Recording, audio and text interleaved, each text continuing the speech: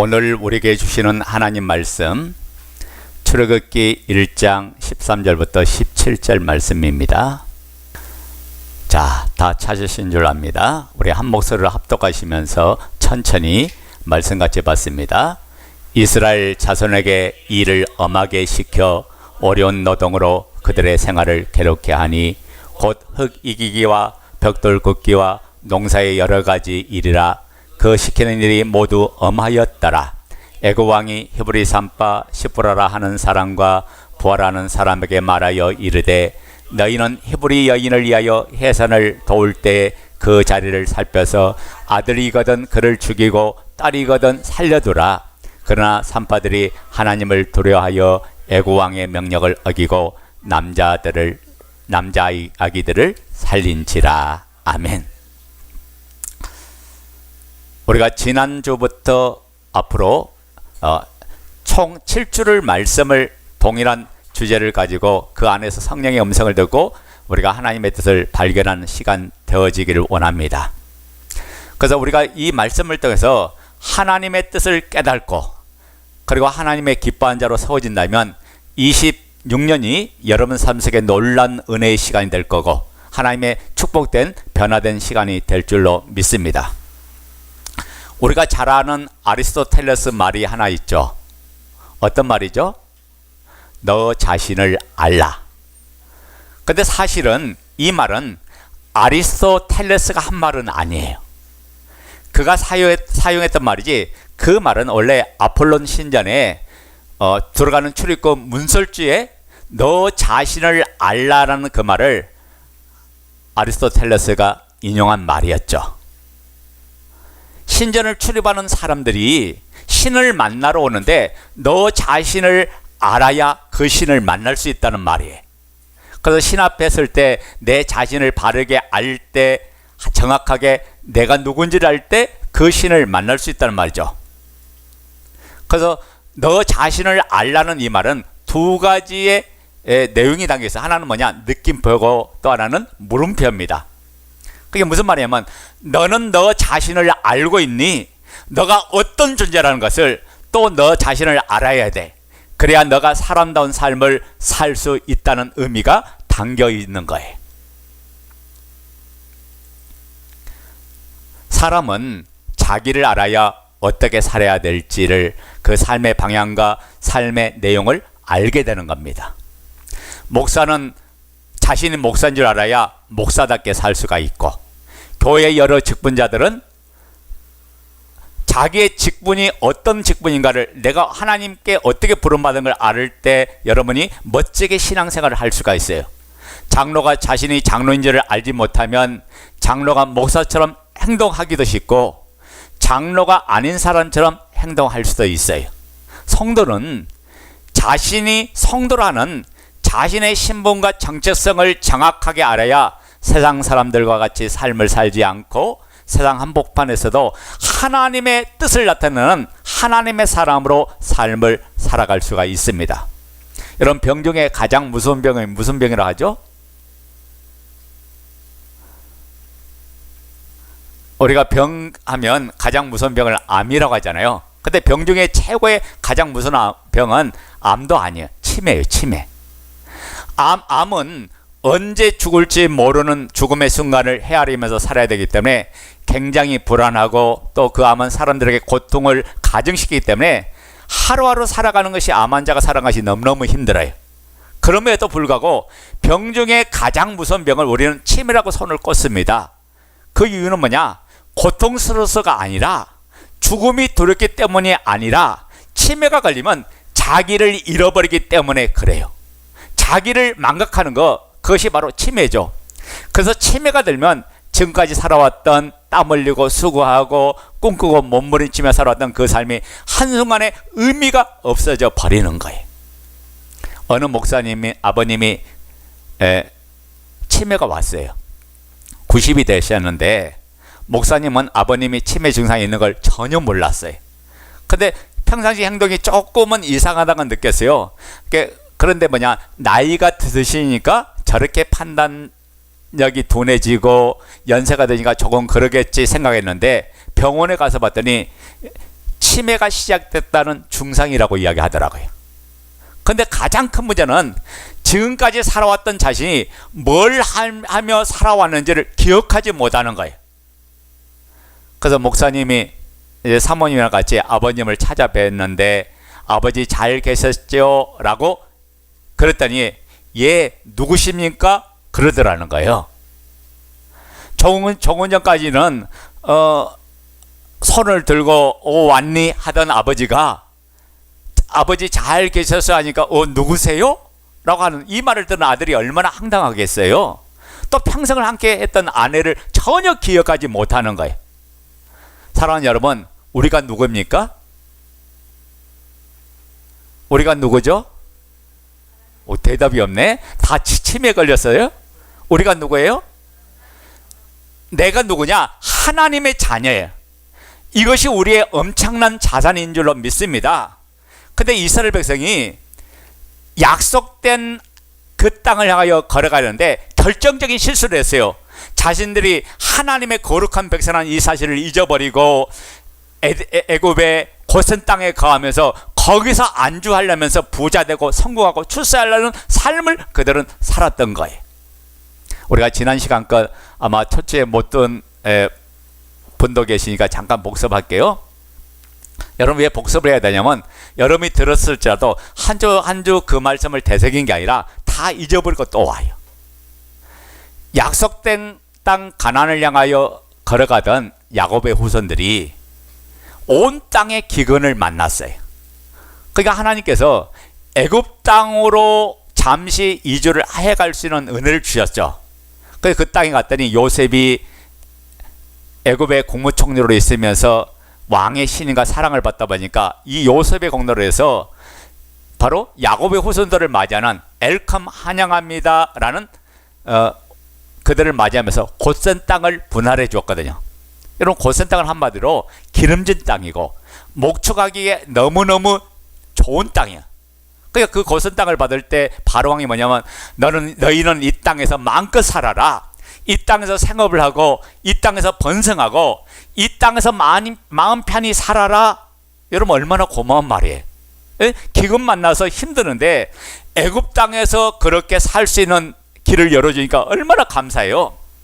그래서 야곱은 그 땅을 자신의 터전으로 삼고 거기서 결혼하고 자식을 낳고 생업을 얻어서 목축하는 삶을 살았는데 그러면서 점점 이 고센에서 이제 이스라엘이라는 공동체가 탄생하기 시작합니다. 그러던 어느 날 가족들을 데리고 그 땅에 왔던 그의 아버지 야곱이 마지막 유언을 남깁니다. 내가 죽거든 나를 이 땅에 묻지 말고 나를 가나안 땅으로 데려가 거기서 우리 조상이 묻혀서 있었던 그곳에 나를 장사해다오. 그것은 할아버지 아브라함이 묻힌 것이고 아버지 이삭이 묻힌 것이고 내 사랑하는 아내 나엘이 묻힌 곳이야. 나도 그 땅에 장사해다오 라고 유언을 남깁니다. 여러분 이것은 단순히 자기 시신을 어느 곳에 묻어달라는 의미가 아니다고요. 야곱은 애굽 땅에 살지만은 기근 만나서 어쩔 수 없이 애굽 땅에 살지만은 그 육신의 생결 따라 지금까지 살았지만은 그는 이 땅 애굽 사람이 아니라 그는 하나님의 백성이요 죽어서라도 돌아가야 될 하나님의 약속된 땅이 있다는 사실을 야곱은 잊지 않았어요. 그래서 자기 신분 자기 의식을 가지고 마지막 사랑하는 자기의 후손들에게 이 유언을 하는 거예요. 이것이 야곱의 소원이에요. 여러분 야곱의 인생을 보세요. 지난 생활을 보면 하나님을 속이고 아버지를 속이고 형을 속였던 그런 사람이 야곱이에요. 그래서 야곱이란 이 이름 뜻이 속이는 자, 도둑놈, 사기꾼, 세상말로 불안당, 잡놈이란 그런 뜻이에요. 그러니까 그의 인생을 가만히 살펴보면 남을 속여 그렇게 살았지만 그는 자신이 하나님의 백성이란 정체성을 잊지 않았어요. 그리고 야복강대에서 야곱이 하나님을 만나니까 하나님께서 야곱에게 새 이름을 줬죠. 너는 이제는 야곱이라 하지 말고 이스라엘이라 하라. 이제부터 내가 너를 통치할게. 내가 너를 다스릴게. 너는 이제는 나만 바라보고 삶을 살라 라는 이 이름의 축복을 주었죠. 그게 야곱이 자신의 가진 신분 정체성이 뭐냐? 나는 애굽에서 살지만은 하나님의 백성이야. 하나님의 자녀야 라는 이 신분의식을 가지고 비록 지금 기근을 만나서 잠시 잠깐 내가 여기에서 살다가 생을 마치지만은 내 사랑하는 후손들은, 내 사랑하는 가족들은 돌아가야 될 그 땅, 약속의 땅 가나안을 향하여 가야 된다는 걸 자기의 유언을 통해서 그들에게 교훈시킨 줄로 믿습니다. 그게 이런 말이죠. 너희는 이 땅을 살지만 이 땅 사람이 아니야. 너희는 지금 애굽에서 살고 있지만 돌아가야 될 고향이 있어. 내 시신을 약속의 땅에 장례를 치른 것처럼 너희도 돌아가야 돼. 이것을 잊으면 안 돼. 애굽에 살지만은 애굽의 온주민이 아니라 너희는 잠시 잠깐 이주한 이주문이야. 다시 돌아가야 내 본향이 있어. 이것을 야곱이 가르쳤던 거예요. 그래서 출애굽기 1장 부분이 창세기 50장과 연결이 되잖아요. 그 50장에 보면 요셉을 비롯해서 야곱의 자식들이 아버지를 가나안 땅에 장사합니다. 그리고 그 다음 구절이 너무나 우리의 마음을 슬프게 합니다. 그리고 그들은 다시 애굽으로 돌아왔더라 이야기해요. 그래서 지난 시간에 우리가 창세기 50장 14절을 봤잖아요. 우리 한번 봐볼까요?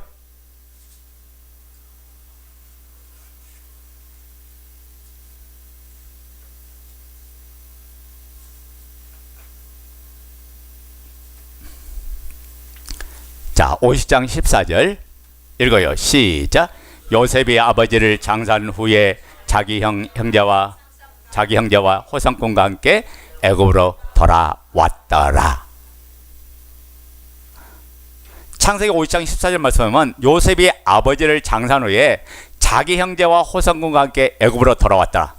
여기까지만 읽으면 아버지를 장사하고 요셉도 마음에 뭔가 결심한 바가 있지 않겠어요? 애굽으로 돌아가서 이제 살림을, 가산을 정리하고, 우리식으로 말하면 사업도 정리하고, 집도 팔고, 보험 들었던 것도 해약하고 환급받아서 은행에 들었던 적금도 다 찾아서 약속의 땅 가나안 땅을 갈 준비를 하지 않았을까, 이런 생각도 가져봅니다. 근데 이어지는 말씀을 보면요, 요셉은 돌아와서 110세까지 애굽 땅에서 삶을 살아갑니다. 그리고 자손 3대를 봐요. 그리고 아들을 보고 손자를 보고 3대를 보며 살아요. 그리고 요셉은 결국 애굽을 떠나지 않고 애굽 땅에서 죽습니다. 그러면서 그도 애굽 땅에 숨을 거둘 때 그 아버지 야곱과 똑같은 유언을 남기죠. 내가 죽거든 나를 이 땅에 묻지 말고 해골이라도 메고 약속의 땅으로 가 그 땅에 나를 묻어다오. 이게 무슨 말일까요? 언젠가는 돌아가야 된다는 거예요. 나는 돌아가지 못했지만 너희는 돌아가야 된다. 나는 돌아가지 못해 여기서 숨거두지만 너희는 돌아가야 된다. 이것이 요셉이 마지막 유언으로 준 말씀이죠. 자, 우리 50장 26절 한번 보자고요. 마지막 부분 50장 26절 시작. 요셉이 110세의 죽음에 그들이 그 몸에 향제를 넣고 애굽에서 입관하였더라. 아멘. 여러분, 요셉이 결국 돌아가세요, 못 돌아가세요? 돌아가지 못했어요. 돌아가야 된다는 사실 아는데 아버지 유언까지 있었는데 아버지 가르침은 너는 돌아가야 돼. 너는 애굽에서 영원히 안전하며 살 사람이 아니야. 너희는 약속의 땅 가나안 땅 하나님이 주시는 그 약속의 땅을 소망을 가지고 돌아가야 돼. 너희가 이 땅에서 삶의 뿌리를 내릴 것이 아니라 너희는 하나님이 정하신 그곳에서 삶을 살 사람이야. 그렇게 가르침을 요셉은 받았지만은 결국 요셉은 떠나지 않고 거기서 자기뿐만 아니라 또 3대가 거기에 머물러서 그대로 여전히 삶을 살고 있는 거예요. 그러니까 창세기가 이렇게 끝나는 거예요. 그러니까 요셉이 애굽에서 죽었다라고 창세기가 끝나면서 이어진 말씀이 출애굽기 말씀이야. 그리고 출애굽기 1장 1절부터 5절까지 보면 이제 그 후손들이 3대에 걸쳐서 누구를 낳고 누가 태어나고 누가 자랐는가를 이야기해내는 것이 1장 1절부터 5절이에요. 그러니까 후손의 이름이 쫙 기록되어 있죠. 그 이야기 뭘까? 애굽을 떠나야 될 그들이 아직도 떠나지 않고 애굽 땅에 있는 하나님의 사람들의 이름이 그곳에 기록되어 있다가 해요. 그리고 6절부터 그 자식들의 애굽 땅에서 고난받는 이야기가 이어집니다. 자, 여러분, 오늘 말씀을 잘 들어야 여러분의 인생의 문제, 여러분의 삶의 문제가 해결되는 거예요. 그러니까 잘 보세요. 떠나야 될 사람들이 떠나지 않았다니 그들이 고난에 직면했다는 내용이 오늘 본문의 내용이야. 자, 이들이 왜 애굽 땅을 떠나지 않았을까요? 왜 고난 오기 전에 떠나지 않았어요? 떠나야 될 그들이 떠나지 않은 이유가 있죠. 여기 사람이 아니라는 걸 알면서도 어차피 가야 되는데 그들이 왜 떠나지 않고 있다가 고난당했는가? 아마 지난 시간에 제가 세 가지를 이야기했어요. 일주일 내내. 첫째는 뭐냐? 그들은 자신의 신분, 자신의 정체성을 잃어버렸기 때문에. 나는 하나님의 백성이지 나는 세상 사람이 아니야. 세상에서 잘 되고 세상에 출사하는 게 내 인생의 꿈이 아니라 하나님의 거룩한 백성으로 살 사람이야. 자기의 신분, 정체성을 그들은 깨닫지 못했어요. 그리고 애굽이 두 번째는 뭡니까? 먹을 걸 주고 입을 걸 주고 직장을 주고 집을 주고 그 다음에 그 사업에 번성을 주니까 이 땅 사람으로 자신들은 착각하고 삶을 살았던 거야. 아, 이곳이 행복인 줄 알고 살았어. 애굽을 얻는 것이 행복인 줄 알고 그리고 그들은 그것을 소망의 삶을 살았던 거죠. 우리도 세상을 살면서 이런 착각을 종종 합니다. 주일날 교회 오면 하나님의 사람이야. 예배 자리에 오면 하나님의 사람이야. 그래서 거룩하신 하나님을 찬양하면서 주님 내가 올리는 찬양을 받으시고 영광을 받으시옵소서. 근데 예배당 문을 나서는 순간부터 우리는 서울 시민이요 경기도 시민이에요. 늘 우리 손에는 주민등록증과 카드밖에 없어요. 이것 가지고 삶의 문제를 해결해 보려고 하고 결제하니까 우리 머릿속에 뭐냐? 이 땅 사람들만 가득 땅에 있고 하나님이라는 사람 이름 자체가 사라져버려요. 그리고 까맣게 잃어버리고 세상에서 잊어버리고 우리는 어떻게 해요? 세상 사람처럼 똑같이 동화되어서 같이 생각과 같은 풍조를 따라 삶을 살아가는 것이 오늘 우리의 모습이다. 그래서 우리가 지난 시간이 너무너무 힘들었던 거예요. 이 땅에서 잘 살아보려고 몸부림치고 이 땅에 높아지려고 몸부림치고 이 땅에서 행복해 보려고 몸부림쳤는데 우리의 몸부림은 치는 것과 정반대의 상황이 자꾸만 더 힘들어지고 자꾸만 더 어려운 삶이 펼쳐진 것은 뭐냐? 하나님을 망각했기 때문에 온 결과였다고 말해요. 여기까지가 우리가 지난 시간에 살펴본 내용이죠. 오늘 본문 보세요. 여전히 애굽에 사는 그들에게 고난이 찾아옵니다. 고난이 찾아오니까 이때야 비로소 하나님을 바라보기 시작해요. 고난 전에는 그 땅이 먹을 걸 주니까 너무 좋아요. 그 땅이 일을 주니까 여기 있으면 입을 것이 해결되고 먹을 것이 해결되고 내 직장이 해결되고 내 삶이 해결된다고 생각하니까 시선은 뭐냐? 오직 이 땅 애굽에만 시선을 고정시켜서 어떻게 하면 부를 창출할 것인가, 어떻게 하면 행복할 것인가, 이 땅에서 자녀 낳고 출세하고 성공할 것인가, 이것만 그들에게 꿈이 됐던 거예요. 그런데요, 거기에 집중된 삶을 살다가 그들에게 고난이 찾아오니까 하나님을 향하여 눈을 돌기 시작해요. 우리 출애굽기 2장 23절 한번 보겠습니다.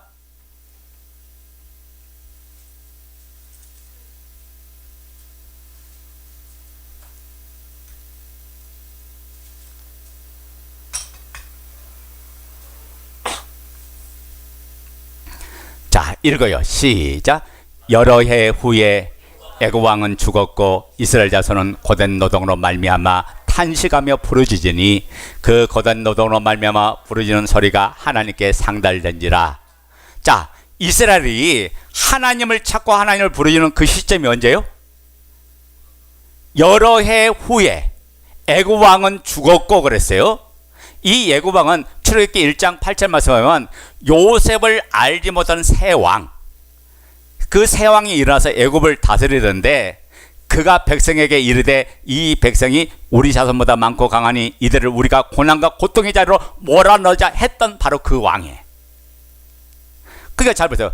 그 왕이 죽기 전에 하나님의 뜻을 찾았다면, 하나님의 뜻을 깨달았다면, 하나님의 뜻 속에 나아갔다면 이 고난을 당할 고난이다, 안 당할 고난이다? 고난을 당할 고난이 아니죠. 근데 여전히 뭐냐? 왕이 죽어서 삶이 점점 힘들어지고 각박하고 어려워져 가는데 어떻게 해요? 여전히 여기서 하나님을 찾을 생각을 하지 않았던 거예요. 세상에 정신 팔리면 마찬가지예요.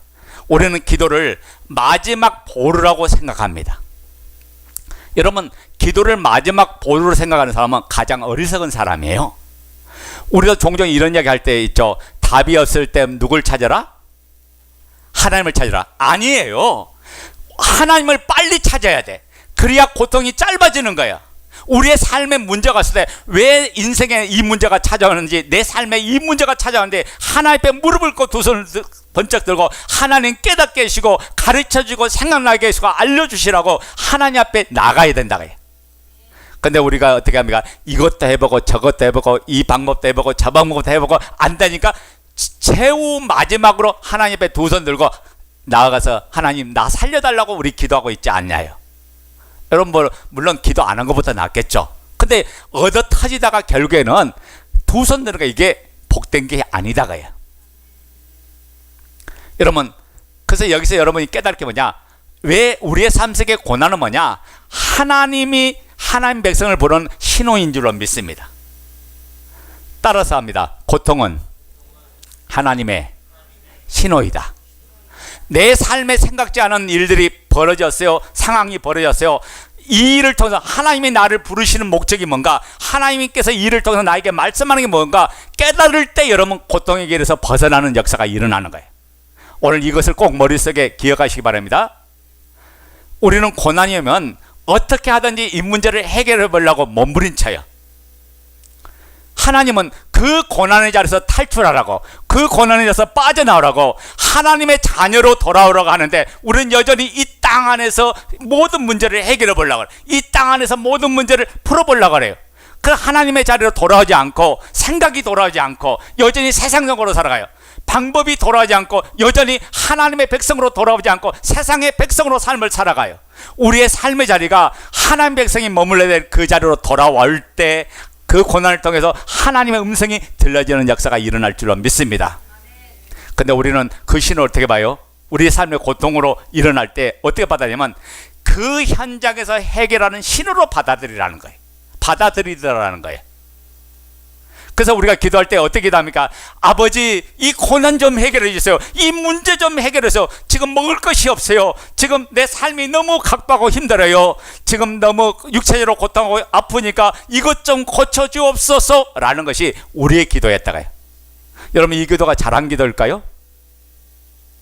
하나님은 그것이 내가 하나님 백성답지 못한 삶의 자리에 있었기에 하나님의 백성된 자리로 떠나라는 하나님의 신호인데, 가나안 땅을 가야 될 그들이 애굽에서 안전하면서 세상 것을 붙잡고 세상 것이 전부이냐, 그렇게 삶을 사는 그 모습을 보면서 하나님께서 이 고난을 통해서 하나님은 야, 너희는 빨리 이 애굽 땅을 떠나가야 돼. 이 땅을 떠나가고 내가 약속한 그 땅을 가야 돼. 너는 그 약속을 붙잡아야 된다. 하늘의 소망을 가져야 된다 라고 하나님 말씀하는데, 이걸 어떻게 해요? 아주 현재 문제를 해결하는 현장에서의 문제로 여기고 하나님 앞에 기도하고 있는 이것이 우리의 어리석음과 무능함이다. 여러분, 신앙은요 열심히 돼서 가네요. 자, 집에 불이 났어요. 사이렌이 막 울리고 그래요. 어떤 신호예요? 불이 났으니까 빨리 뛰어나가라는 말이죠. 그 뛰어나가야 사는 거예요. 여기 있으면 죽으니까 그 신호를 통해서 빨리 뛰어나라고 이야기해요. 근데 우리는 어떻게 해요? 이 문제를 해결해 보려고 저 사이렌을 끌려고 사다리를 갖다가 올라가서 사이렌을 끌려고 하는 것이 우리의 모습이다가요. 저 높은 꼭대기에 있는 사이렌을 끌려가니까 어떻게 해요? 사다리를 가지다가 올라가요. 그래서 사람들하고 사다리를 붙들려고 합니다. 그리고 사다리를 힘겹게 올라가서 끄는 거예요.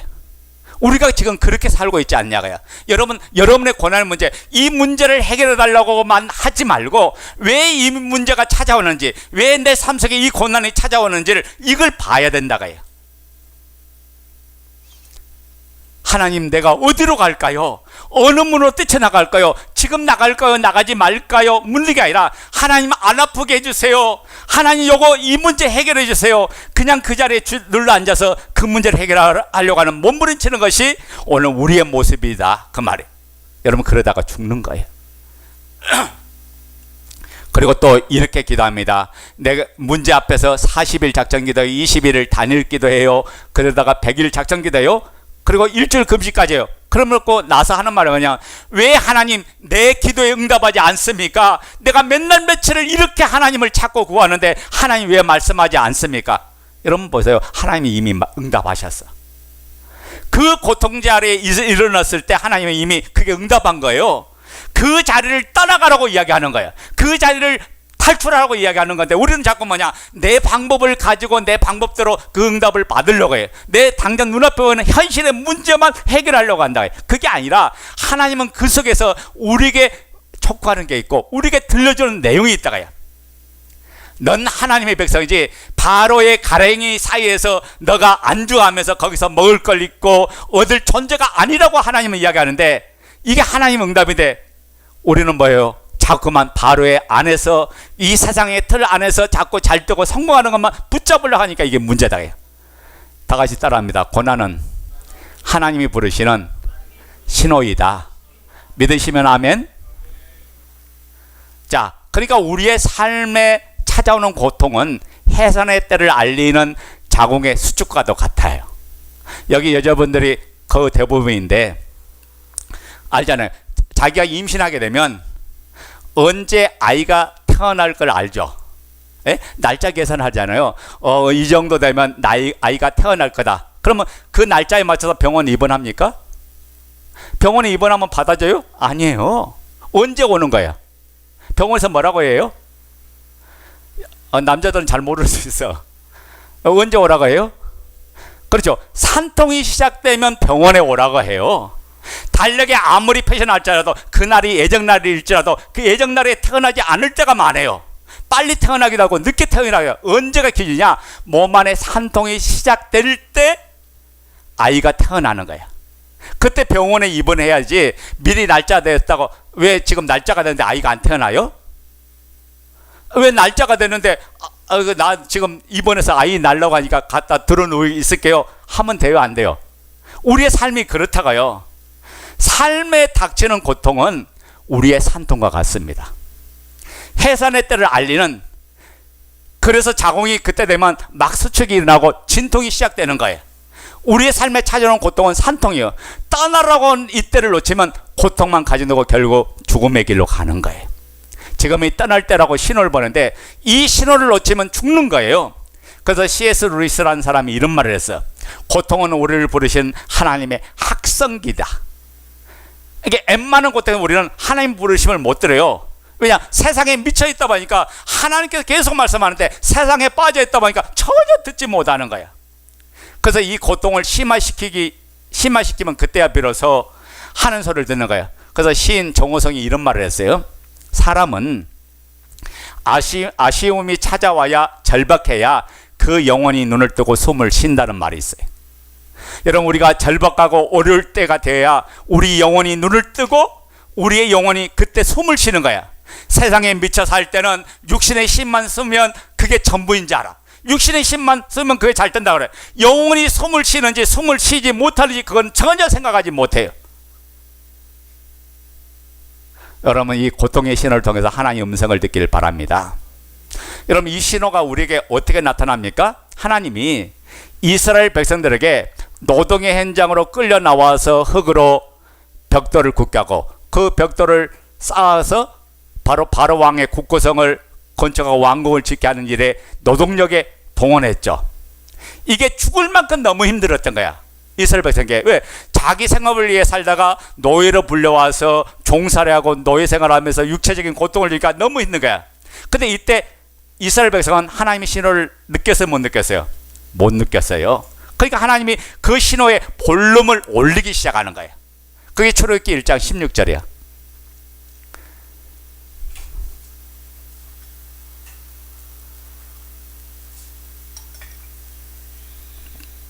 자, 1장 16절 이르되 시작. 이르되 너희는 히브리 여인을 위하여 해산을 도울 때 그 자리를 살펴서 아들이거든 그를 죽이고 딸이거든 살려두라. 하나님께서 볼륨을 더 올리는데 그 올린 볼륨이 뭐냐? 바로 왕이 히브리 여인들, 이스라엘 백성들이 아이를 낳는데 남자 아이를 낳거든 다 죽여라. 이제는 벽돌을 긋고 집을 짓고 이건 육신형 고난인데 그래도 깨닫지 못하니까 이제는 생명의 위협을 느끼도록 하나님 만드는 거예요. 왜 남자를 죽이라 했을까요? 이스라엘 민족 자체를 말살해버리겠다는 그 정책이죠. 그러니까 멸망이 죽음에 이뤘어요. 그때 비로소 하나님을 향해 부르짖는 거예요. 이게 우리의 인간의 어리석음이다. 그래서 여러분 고통을 당해서 하나님 신호를 들 때 그걸 깨닫지 못하면 고통이 가정되고 그걸 깨닫지 못하면 죽음의 길로 간다고요. 자, 따라서 합니다. 죽기 전에 정신 차리자. 죽기 전에 정신 차리자. 그러니까 하나님의 신호가 울리는데 깨달아야 되는데 세 가지로 역사합니다. 첫째는 뭐냐? 갑작스러운 상황의 변화로 신호가 찾아와요. 늘 일상적인 삶을 살고 있는데 우리가 예상치 못하는 급격한 상황의 변화가 우리의 삶에 도래할 때 하나님의 신호인가를 여러분 체크해야 된다. 자, 이들은 지금 어디에 있어요? 애굽 땅에 있죠. 창세기 끝부분 봤더니 고선 땅에서 이들을 한 대를 받으면서 잘 먹고 잘 입고 잘 살았어요. 출애굽기 1장 7절에 이스라엘 자손은 생육하고 불어나 번성하고 매우 강하여 온 땅에 가득하게 됐다고 했어요. 우리 1장 7절 읽어요. 시작. 이스라엘 자손은 생육하고 불어나 번성하고 매우 강하여 온 땅에 가득하게 되었더라. 자, 이들은 애굽 땅에서 잘 나갔어요. 우리말로 하면 돈도 잘 벌고 아파트 평수도 넓은 평수도 가고 차도 좋은 차 타게 되고 자식도 혼인시키고 사업도 잘 돼서 코스닥에 상장했더니 주식 몇 주 사놨더니 그게 갑자기 그렇게 올라서 부를 창출하게 됐고 지금 그런 댕이야. 자, 그런데 8절 봐요. 8절 읽어요. 시작. 요셉을 알지 못하는 새 왕이 일어나 애굽을 다스리더니 갑작스럽게 정권이 바뀝니다. 요셉을 알지 못한 바로. 그게 성경에 보면 바로라고 하니까 여러분 착각할 때가 있는데 바로라는 것은 왕의 명칭이에요. 우리가 왕을 폐하라 그렇게 말하지. 그건 명칭이잖아요. 명칭이야. 그러니까 자, 요셉이 있을 때 왕조하고 지금 요셉이 죽고 난 후에 나타난 새 왕조는 전혀 다른 왕조예요. 이해됩니까? 그러니까 이 사람은 요셉이 있어서 베풀어졌던 그 공을 기억하지를 못해. 근데 가만 보니까 백성들이 점점 왕성하게 늘어나고 고센 땅에서 그들이 살았던 75명이 어떻게 해요? 수백만 명이 되는 역사가 막 일어나니까 야, 저들이 우리보다 더 강하게 됐다. 그러니까 저거하고 손을 잡고 동맹을 맺어서 공격하면 우리가 위험하다. 그러니까 저들을 어떻게 정책할 거냐. 그때부터는 노동력을 동원해서 그들을 경제적으로 압박하기 시작하고. 그런데 그래도 계속 번성하니까 어떤 일이 벌어져요? 그 자식을 차라리 남자아이는 다 죽여라. 태어나는 순간 다 죽여라. 이런 압박 정책을 했죠. 자, 그러니까 봐요. 새로운 왕이 나타나서 정책을 펴는데 이스라엘을 지금까지 한 대 줬는데 그 나라가 순통을 죽이는 그런 정책을 폈어요. 자, 여기서 깨달아야 돼요? 안 깨달아야 돼요?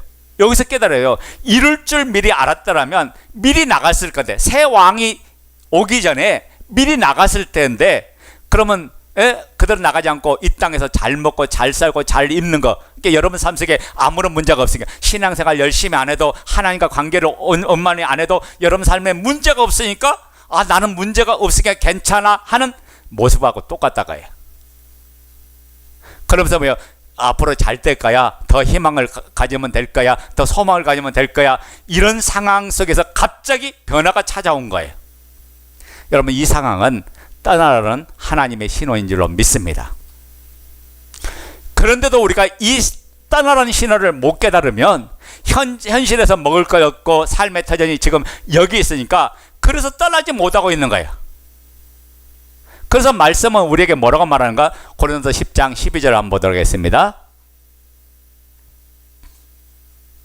우리가 왜 이 떠나는 신호를 빨리 못 알아차린가? 고린도서 10장 12절 한번 보겠습니다.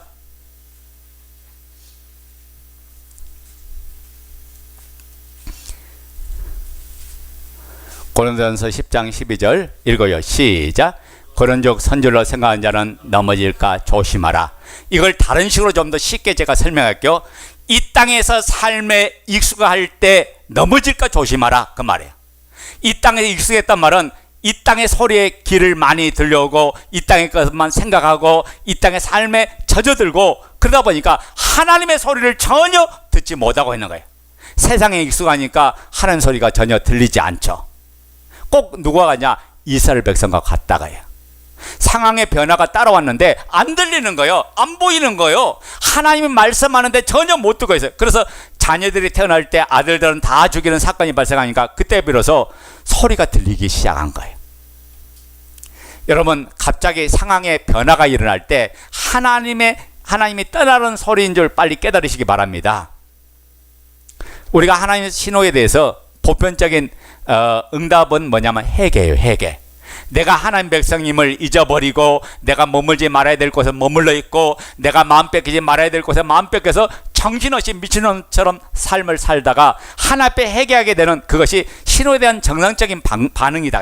그때부터 하나님은 우리의 꼬인 실타래를 하나님은 그때부터 하나씩 풀어줘. 그래서 회개가 뭐냐? 하나님 앞에 돌이키는 거예요. 다시 말하면 입술적인 회개를 얘기해라. 그 입술의 회개가 됐다면 삶의 변화, 삶의 방향이 바뀌어야 돼. 지금까지 세상을 죽어서 내가 하나님께로 돌아와야 진짜 회개다. 자, 두 번째는 하나님의 신호는 갑작스러운 상황의 변화로 찾아올 뿐만 아니라 또 하나 우리가 견디기 힘든 고난으로 찾아옵니다. 여러분, 새 왕이 일어나더니 정책이 바뀌었죠. 이스라엘 백성을 잘 대우해야 하던 그들이 갑자기 새로운 왕이 나타나서 바로의 궁을 짓게 만들어요. 노동판으로 그들을 몰아넣습니다. 고센 땅에서 생업에 종사하여 잘 살았는데 그들을 이제 그 생업이 아니라 고통의 현장으로 하나님이 그들을 몰아넣었어요. 우리 출애굽기 1장 13절 14절.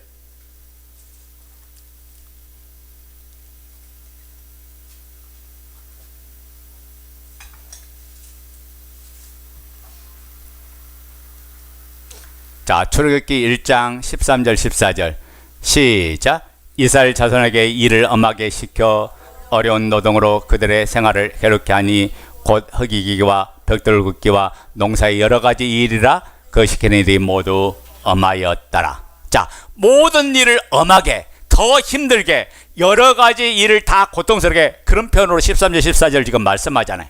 그러니까 하는 것마다 괴로운 것이요, 하는 것마다 고통스러워요. 여기를 막아서 여기를 뚫어보면 또 다른 곳이 또 닫혀 있고, 이게 안 열려서 저기를 두들겨 보니까 저기는 더 위급한 낭떠러지고, 또 견딜 수는 죽은 것 같은 그런 고난의 현장으로 하나님은 우리를 몰고 왔대. 그것이 바로 하나님의 신호인 걸 깨달으시기 바랍니다. 거기서 돌아서라고, 거기서 정신 차리라고 주신 하나님의 신호예요. 아멘? 그러니까 하나님의 백성다워지라고, 애굽에서 너가 종이 아니라 하나님의 자녀다, 이걸 깨닫게 하려고 하나님은 고난을 허락하신다고 말이에요. 여러분, 이 신호가 오면 그 현장에 해결하려고 하지 말고 또 이런 태도가 많아요. 여러분, 우리가 여러 가지 시련과 어려움 속에 있으면 뭐냐면, 집사님 지금은 힘들지만 잘 견디면, 잘 참고 있나면 잘 될 거야, 그런 말 많이 하죠. 그죠? 조금만 참아 반드시 좋은 날이 임할 거야, 괜찮아질 거야, 그렇게 말해요. 근데 이것이 잘하는 것은 아니다. 왜 그런지 아세요? 좋은 날이 오기는요, 죽는다니까. 우린 이걸 이루라고 생각해요. 그래서 주의 종들의 설교가 자꾸 이런 미혹을 당하는 거야. 왜? 강대상에서 선포되는 설교는 뭐냐? 원칙적인 거, 원론적인 걸 이야기하는데 자꾸 뭐냐면 성도들이 가만 보니까 김죽음이야, 가만 보니까 최절망이야, 이 낙심이야. 그러니까 뭐냐면 그 설교를 하면 또 눌릴 것 같으니까 갖다 덮어버리고, 우리가 하나님이 우리에게 희망을 줄 겁니다, 우리의 소망을 줄 겁니다, 우리가 잘 될 겁니다, 우리가 축복받을 것입니다 라는 거짓 위로만 하고 있는 거예요. 그래서 우리가 은혜가 아니면 이런 찬양을 불러가면서, 그 맞는 말이죠. 우리가 좋은 날이 될 거다 하는 그 말에 위로가 되면서 우리가 그 말씀하는데, 여러분 보세요. 지금 떠나라는 하나님의 신호인데, 삶을 바꾸라는 신호인데 뭐가 잘 될 거야? 왜 잘 될 거야? 괜찮아 거기서 위로받고 가는 거예요. 그러나 아니에요. 언제부턴가 우리의 기도 흐름이 참 이상해졌어요. 강단에서 선포하는 메시지의 흐름이 참 이상해졌어요.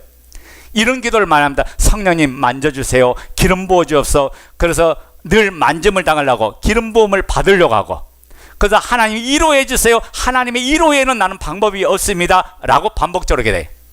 여러분, 일주일 동안 세상에서 그렇게 고난받으면서 하나님이 신호를 보낸데도 깨닫지 못하고 또 세상에서 힘드니까 하나님께 위로받으러 왔습니다 라고 와서 뭐라고 하니까 위로받고 나서 또 일주 동안 세상에서 또 빠져가지고 또 고난을 자처하고 죽도록 고생하면서 또 와서 위로해 주세요. 이게 이 반복된 이짓만 하고 있다가 해요. 여러분, 그 상황을 뒤집을 생각을 왜 못하냐, 그 상황을 체인지하고 바꿀 수 있는 상황을 하나님께서 주시는데 그걸 왜 깨닫지 못하고 있냐고요. 여전히 묶여있고 여전히 고통받으면서 그저 위로만 받으면 그게 해결될까요? 그래서 오늘날 교회가 진통제를 파는 곳으로 바뀌어버렸어요. 그래서 설교가 진통제를 나눠주는 곳으로 변화되어 버렸어요. 많이 힘드시죠? 집사님, 좋은 날이 반드시 있을게요. 좋아질까요? 좋아질까요? 좋은 날이 올까요? 계속 거짓된 위로만 주는 그런 곳으로 전락하고 말았다. 그게 아니라 하나님 앞에서 바른 관계 속에 세우지 않으면 여러분 그 축복의 길을 나갈 수가 없고 고난이 끊어지지 않는 거예요. 결국에는 고난으로 끝난 게 아니라 죽음의 길로 가는 거예요. 오늘 조금 더 냉정하게 와서 목사님의 위로 설교를 기도했다면 오늘 하나님이 우리에게 주는 말씀은 그게 아니에요. 많은 사람이 죄를 지적하고 잘못을 지적하는 근원적인 문제에 대해서 설교를 별로 좋아하지 않아요. 하나님과 올바른 관계에서 오는 것만이 우리에게 복이고 우리의 삶의 축복인 줄로 믿습니다. 여러분이 오늘 교회 와서 듣고자 원하는 설교를 듣는 게 아니라 하나님이 들려주기를 원하는 설교를 듣는 시간이에요. 하나님께 나에게 들려주는 하나님의 음성을 듣기를 원합니다. 그곳에 사는 길이 있어요. 그러면 하나님의 신호는 어떤 방법으로 찾아오는가 보자고요. 우리의 생존 위협을 느낄 만한 일들로 찾아옵니다. 자, 출애굽기 1장 15절 16절 읽습니다. 애굽 왕이 히브리 산파 시프라라 하는 사람과 부하라는 사람에게 말하여 이르되 너희는 히브리 여인을 위하여 해산을 도울 때에 그 자를 살펴서 아들이거든 그를 죽이고 딸이거든 살려두라. 자, 그렇게 고난을 막 고통의 현장에서 내돌리는데도 이들은 깨닫지 못하니까 하나님은 남자는 다 죽여라, 다 죽여라, 죽음이라 하는 것을 우리 눈앞에 딱 세워놓는 거예요. 이게 마지막 신호예요. 여러분 상상도 상상하지 못할 거예요. 어느 게 교인이 갑자기 몸이 이상해서 병원 갔더니요, 암이라고 진단을 받았어요. 완전히 통곡을 하는 거야. 그러면서 왜 갑자기 내 인생에 이런 문제가 찾아왔습니까? 내가 뭘 잘못했습니까? 뭘 잘못했는데 이런 문제가 생겼습니까? 통곡하더래.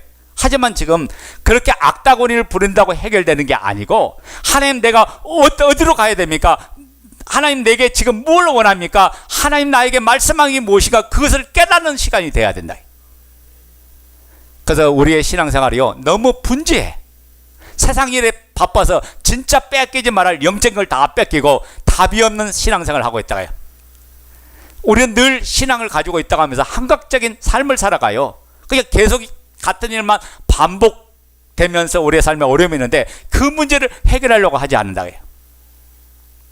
여러분, 이 문제가요, 생존의 위협 속에서 나타났다고요. 이게 어느 정도냐면, 여러분 보세요. 전설에 의하면 미드라시나 요세푸스라는 그 책에 보면 이런 내용이 있어요. 물론 성경은 아니에요. 근데 좀 더 배경을 제가 설명하도록 이야기합니다. 남자아이를 낳으면 죽이고 여자아이를 낳으면 살리라는 그 왕의 명령이 지엄하잖아요. 죽는 거예요. 죽고 사는 문제 앞에 서니까 부부가요, 오늘 밤에 같이 잠을 자다가 자기도 모르는 사이에 아이를 갖게 되면 그 아이가 이제 남자아이 같으면 죽잖아요. 태어나면. 그러니까 그렇지 않게 하려고 남자들이 저녁만 되면 마을 밖으로 나갔대요. 이게 얼마나 비극이에요. 예? 사내아이가 태어나면 죽으니까 그래서 마을 밖으로 나갔다는 거예요. 그래서 자신을 통제를 못하니까 이모람이라고 하는 남자는 바로 모세의 아버지죠. 어떻게 됩니까? 성경 이야기 아니에요? 야사예요, 야사. 전설이나 이런 데 보면 아예 광야로 나가서 초막을 광야에서 짓고 거기서 남자아이가 태어나면 거기 죽으니까 거기서 살았다는 그 내용이 담겨 있어요. 그러니까 그때 상황이 얼마나 어려운 상황인가를 우리에게 보여주는 거예요. 그러니까 하나님의 뜻을 깨닫지 못하면 우리는 계속해서 고난에 중첩하면서 결국 죽음의 길로 가고 마는 거예요. 하나님의 뜻을 깨닫지 못한 자가 세 가지 형태로 나타나죠. 생각지 않은 고난이 급작스럽게 나타나고, 그 고난을 더하여서 더 중첩되고, 세 번째는 뭐냐? 죽음의 길로 간다. 이게 하나님의 신호예요. 자, 우리가 이때 기억해야 될 까지 두 가지가 있어요. 자, 이런 신호를 깨달았어요. 근데 떠나기가 쉬워요? 안 쉬워요? 대답이 없네. 떠나기가 쉬워요? 안 해요? 떠나려니까 쉽지 않는 거예요. 왜냐하면 내 상전의 터전이 애굽이니까. 이때 모세라는 인물이 출생하게 됩니다. 그러면서 이 모세의 출생을 통해서 어떻게 탈출을 해야 되는지 우리에게 원리를 가르쳐 주는 거예요. 아멘. 이 문제를 어떻게 해결할 것인가를 우리에게 가르쳐 주는 거예요. 이 이야기를 좀 더 구체적인 거는 다음 주에 제가 할 거예요. 근데 우리가 두 가지만 기억한다면, 첫째 뭐냐? 바로가 히브리 산파들에게 남자가 태어나면 다 죽이라고 그랬죠. 그 이스라엘 민족의 운명이요. 근데 이 모세는 그 현장에서 빠져나가 삽니다. 이렇게 모세가 살 수 있었던 것은, 태어나자마자 죽지 않고 살 수 있었던 것은 히브리의 산파의 역할 때문에 그래요. 자, 1장 16절, 출애굽기 1장 16절. 이르되, 시작. 이르되 너희는 히브리 여인을 위하여 해산을 도울 때 그 자리를 살펴서 아들이거든 그를 죽이고 딸이거든 살려더라. 이건 봐요. 왕의 명령이야. 애굽의 명령. 이걸 어기면 죽는 거예요. 자, 이건 이러지도 못하고 저러지도 못한 상황이야. 근데 17절을 말해요. 그러나, 시작. 그러나 산파들이 하나님을 두려워하여 애굽 왕의 명령을 어기고 남자아기들을 살린지라. 자, 애굽의 왕은 태어나면 죽이라고 말했어요. 그런데 이 히브리 산파들은 하나님을 두려워서 죽이지 않았다고 했어요. 그래서 결과가 뭐냐? 그 결과로 모세가 살아난 거야. 그럼 히브리 산파들이 죽었냐? 왕의 명령을 어겼으니까 죽었어요? 안 죽었어요? 죽어야 되잖아요. 근데 그 다음 말씀 보면 출애굽기 1장 21절 읽어봐요. 시작. 그 산파들은 하나님을 경외하였으므로 하나님이 그들의 집안을 흥왕하게 하신지라. 자, 산파들이 하나님을 두려워하면서 애굽 왕의 명령을 거부하고, 혹시라도 내가 애굽 왕에 죽을지도 모른다. 그러나 그렇게 죽으면 나는 죽지. 그러나 하나님의 명령은 내가 어길 수 없어 라고 했더니, 그 히브리파 산파들이 죽어나간 것이 아니라 어떻게 되냐고 말합니까? 오히려 그 집안이 흥하고 집안이 오히려 잘 되는 그런 축복의 역사가 열렸다고 해요. 그래서 우리 20절 21절 다시 한번 읽어보자고. 출애굽기 1장 20절 21절 시작. 하나님이 그 산파들에게 은혜를 베푸시니 그 백성은 번성하고 매우 강해지니라. 그 산파들은 하나님을 경외하였으므로 하나님이 그들의 집안을 흥하게 하신지라. 하나님을 경외하였더니 하나님이 그들의 집안을 흥하게 하셨다. 그러니까 우리가 잊지 말고 기억할 게 두 가지요. 세상을 두려워하지 말고 하나님을 두려워해라. 첫째는 뭐냐? 세상을 두려워하지 말고 누굴 두려워해라? 하나님을 두려워해라. 그리고 또 하나는 뭐냐? 바로보다 크신 분이 하나님이시다. 아멘? 바로는 죽이려고 했지만 하나님을 두려워하는 그 마음이 살게 만들어 놓았다는 거예요. 바로는 그 산파들을 죽여야 되는데 하나님은 그 산파들을 흥하게 만들어 주신 거예요. 그러니까 하나님은 누구예요? 전능하신 분이에요. 아멘? 그러면 여러분, 우리가 세상을 두려워할 필요가 있다 없다? 하나님을 믿는 그 믿음이 세상을 이기는 거예요. 하나님 믿는 그 절대적인 믿음이 모든 상황을 반전시키는 거예요. 그러니까 하나님을 두려움의 대상으로 여기고 그분을 섬길 때 은혜를 받고 우리에게 살 길이 열리고 놀란 능력의 역사가 일어날 줄로 믿습니다. 여러분, 우리가 어떻게 하면 바로의 비를 맞힐까? 어떻게 하면 바로의 눈에 들까? 어떻게 하면 이 땅에서 잘 보여서 내가 출세하고 성공하고 살까라는 삶이 지난날의 삶이었다면, 이제 고난이 올 때 하나님을 두려워하고 하나님이 세상보다 크신 분임을 알고 우리가 믿고 나갈 때 하나님은 우리를 흥하게 하시고 우리를 거름더미에서 기적의 자로 옮기고 하나님 우리 인생에 반전을 주실 거고 새날을 허락해 주실 줄로 믿습니다. 여러분, 조금 전 상황하고 전혀 다르죠. 죽음의 지경까지 떠났는데 태어나면 다 죽인다는 두려움이 찾아왔는데 버티면 죽는 거예요. 죽음 상황이 도래했지만 하나님을 두려워하니까 하나님은 죽는 것이 아니라 오히려 흥황케 하고 오히려 그 집안이 잘 돼가는 놀란 복과 은혜를 주더라고요. 자, 따라서 합니다. 하나님은 세상보다 크시다. 믿습니까? 이 믿음이 저와 여러분에게 있어야 된다. 이 믿음이 새롭게 하고 이 믿음이 살리고 이 믿음이 능력 있게 만들어요. 그래서 세상이 나를 어떻게 이어받을지라도 하나님은 너보다 커. 하나님이 너보다 위대해. 너는 나를 죽이라 하지만 하나님은 나를 흥황케 해. 이 믿음으로 선포하면서 날마다 전진하는 믿음의 역사가 있기를 예수 이름으로 축원합니다. 우리가 이 말씀을 듣을 때 우리의 생각이 바뀌는 거예요. 우리의 행동에 변화가 일어나요. 우리의 불신의 삶에서 믿음의 자리로, 불신의 생각에서 믿음의 생각으로 늘 근심하고 탄식하고 한숨 지는 자리에서 여호와를 찬양하는 자리로 바뀌는 역사가 일어날 줄 믿습니다. 이 말씀 붙들고 우리가 날마다 걸어가기를 예수 이름으로 축원드립니다.